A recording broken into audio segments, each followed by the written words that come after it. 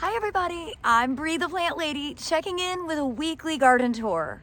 We've had a major transition in the weather. It's super cold. In fact, today it's not even getting out of the 40s. But I have so much to show you because everything is growing that has been recently seeded, and I can't wait to show you the updates. So let me turn this camera around and give you a close-up view. From a distance, it doesn't look like much, but when you get down close, you can totally see the newly sprouted grains. This is a mix of oats and rye that the science class from Carey Academy planted not quite 2 weeks ago. I think about 10 days ago, actually. And I am so thrilled to see the germination. At this stage, it's really hard to see from a distance, but really great ground plane coverage. Now the seed class over-sowed this with poppies and the cottage garden mix. I don't see any of that germinating yet, but I have a feeling this is going to be a really extraordinary spring cottage border. And speaking of spring cottage borders, you can see we've had frost. The crinums are melted down. All of this area that's been self-sown is doing great. I haven't done anything to this bed. I do have plans to put in those violas along the edge, and I do need to get in and weed. But I'm waiting for a slightly warmer day. What I'm really amazed at is you can see the difference between cold hardy and summer. So this is a vinca that's totally melted from the cold. But look at the fava bean. The fava bean is untouched.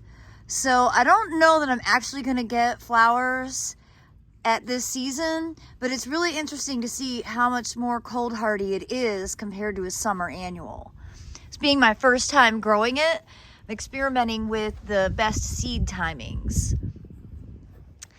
So we are dry. It's very chilly today, and we don't have rain in the forecast until like, I don't know, 4 or 5 days from now. I'll probably run a sprinkler, but probably not until tomorrow when temperatures are a bit warmer. So wrangling cold hoses is not my favorite task. So as we walk along here, you can see these carrots are just rocking it. Carrots love the cool season, and we pulled some yesterday in the seed class, and like they're legit carrots. So I'm gonna harvest a bunch for Thanksgiving coming up next week. And I wanted to show you the rhodias, which I transplanted here a year ago. They're doing so well under this live oak, which, you know, not only provides a lot of shade, but absorbs every drop of moisture.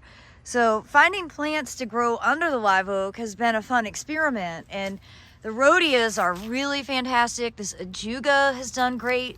This native carex is really wonderful. And again, the carrots have really established themselves so effectively. I love playing with these living ground covers. It's definitely something that I want to spend more time and energy devoting myself to, particularly next door with a native plant palette. Wow, I cannot believe how cold it is today, you guys. This is going to be a quick tour. Brr. Oh, I am missing last week's weather. I'll confess that. I haven't gotten too much done. I actually had a recurrence of the flu this week, which totally wiped me out. So still don't feel totally 100%. I did see yesterday during the seed class that the cilantro that I sowed in this border not quite 2 weeks ago has started to germinate. So you can see cilantro and violas, cabbage, and then the garlics are all starting to really sprout out. So I'm pleased with that.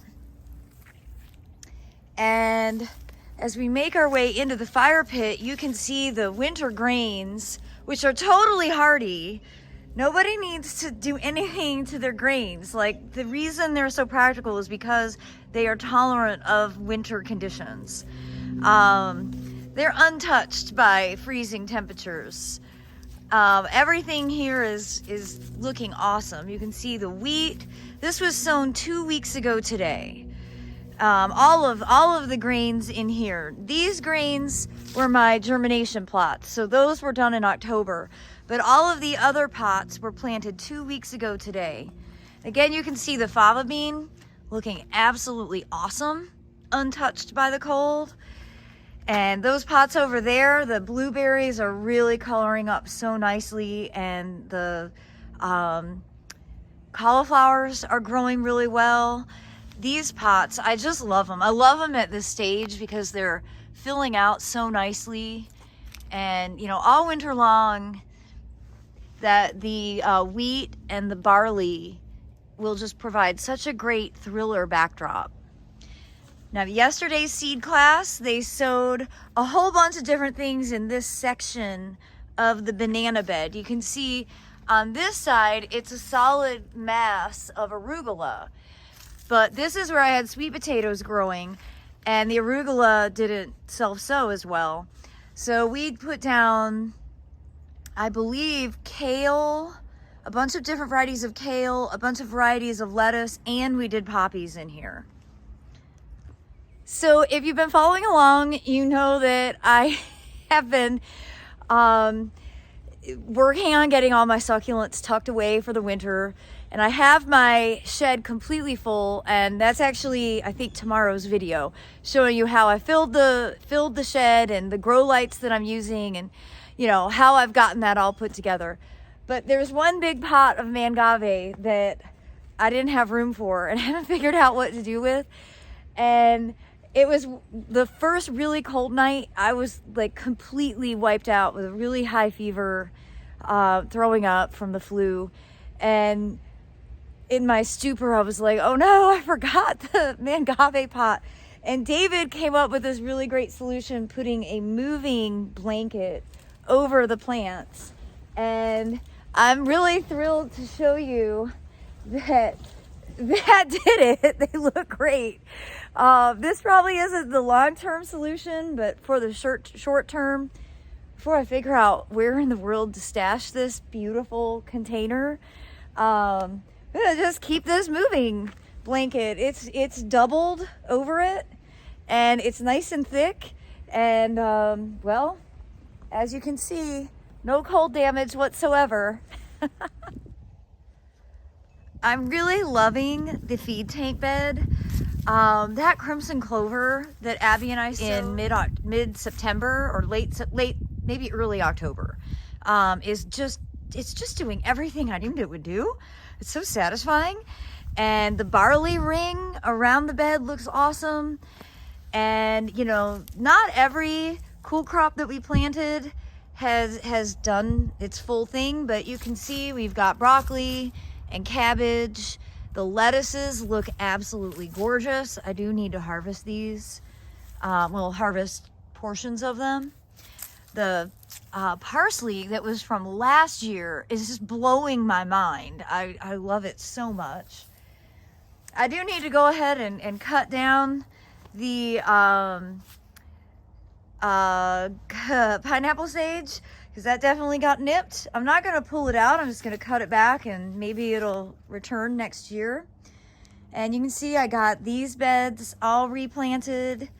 We didn't get these sowed in the seed class yesterday, so I will make another video showing what I'm going to sow in these back open spaces and sort of an overseeding of the front vegetative areas.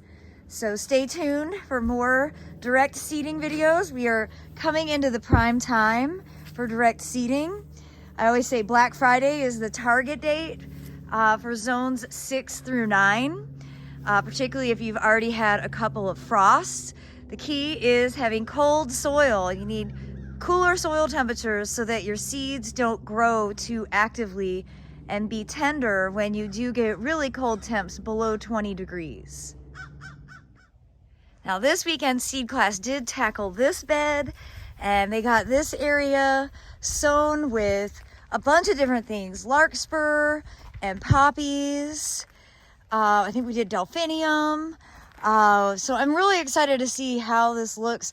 We did more clumps of wheat in here to make it look a little more tidy, a little less cottagey.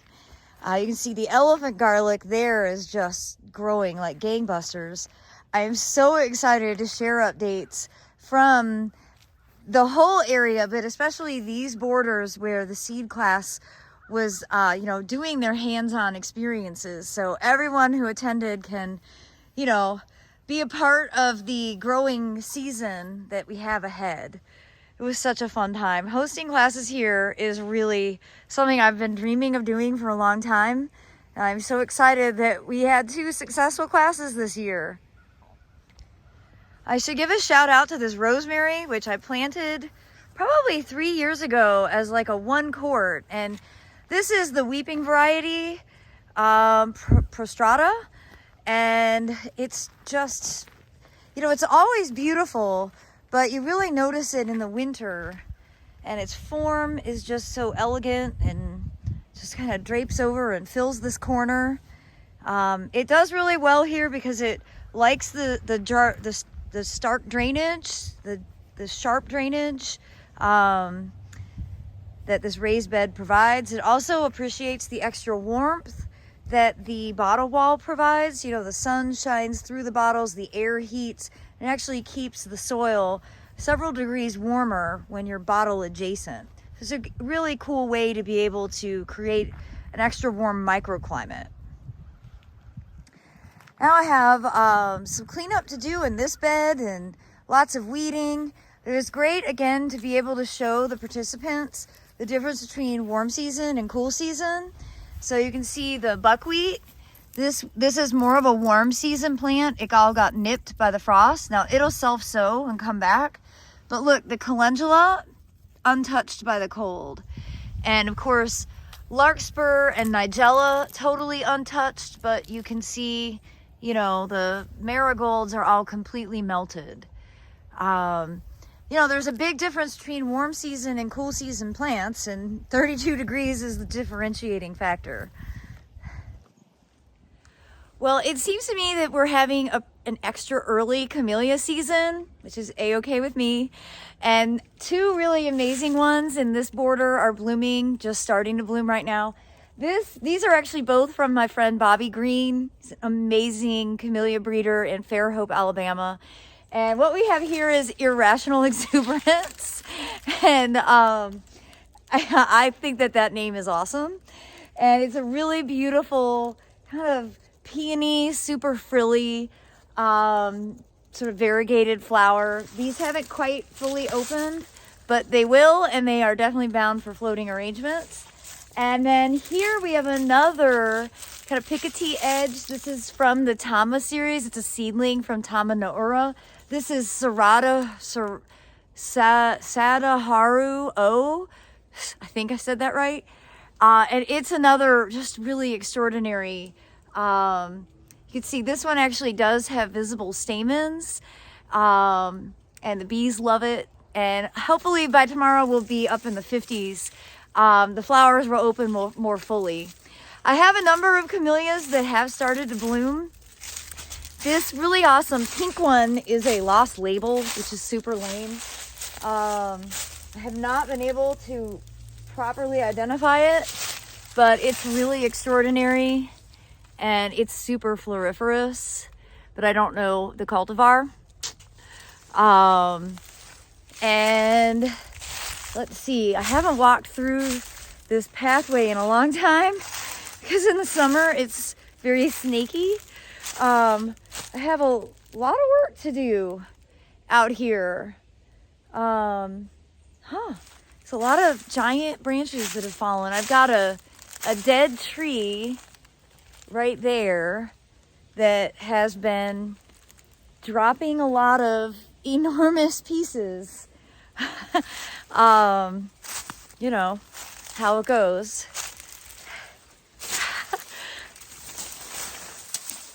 This is the tea plant. I showed this probably a month ago, and it's basically done flowering now. There's a few forlorn frozen blooms up there. And this Camellia sasanqua contorta is pushing out its final blooms. But I see down here that Camellia Brie is in bloom. Let me turn the camera around and show you the first flowers of one that is named for me. Not that most impressive plant in the world, but it is growing, and it did get nipped. But it's a really quite pretty single pink, and it's quite floriferous. It sets a lot of flowers. I transplanted this here from a pot, and hopefully it's gonna be happy and will grow well there. So update on the giant Edgeworthia that is rooted into the ground from a cutting that I had potted back in 2005. Tons of flower buds. Because this is on the north side of the garage and it's sandwiched between a fence, this is a super microclimate. Doesn't get any sunlight during the winter time at all, but this is definitely proven to be one of the happiest Edgeworthias that I've ever seen. I mean, look at the caliper. And I mean, again, it's just laughable that it is from that pot. But it's rooted really well, and I don't have any plans to remove it. I just sort of prune it back so I can walk through here. This is my workspace. And wait until this thing blooms. It is the most magnificent thing you have ever witnessed. Well, I have plenty to keep me occupied, cleaning up things, getting these replanted for winter. I'm not gonna rush myself because I'm still recovering from the flu. I, of course, have more sweet potatoes to harvest and clean up this bed. You know, now that we've had frost, it really does make the job a little bit easier, because pulling out plants that look happy and healthy is really hard. I don't enjoy doing that, but once they're melted, it's much, much easier. Makes the job significantly simpler.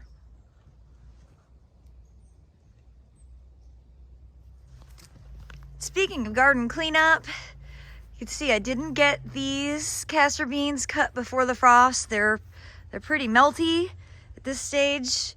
And that black-eyed Susan vine, that'll all just get cut off, and this bed will get cleaned up soon.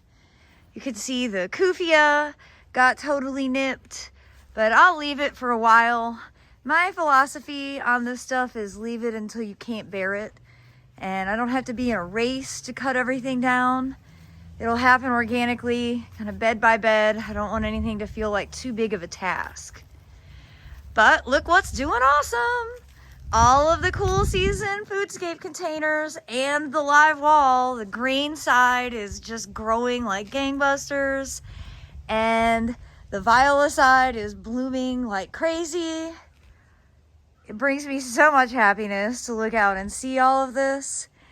And this camellia has gotten a bit nipped because it's in a lot of exposure, but you can see how many flowers have been opening all week, and they'll just keep on opening. You can see there are tons of flower buds still, and this is just such a cool plant. This is strawberry limeade. Here's a nice unfrosted bloom. It's a really sweet miniature Camellia sasanqua. Well, I hope you all have enjoyed today's weekly garden tour, and I look forward to sharing another one with you next week. I'm also wishing you and your families and friends a very happy and safe Thanksgiving holiday. We'll be traveling down to Aiken to see my parents, so stay tuned for some videos from their real Zone 8 garden, where we will be for sure sowing poppy seeds on Black Friday. Well, I'm wishing you all the very best, and thanks so much for watching, everybody, and happy Thanksgiving.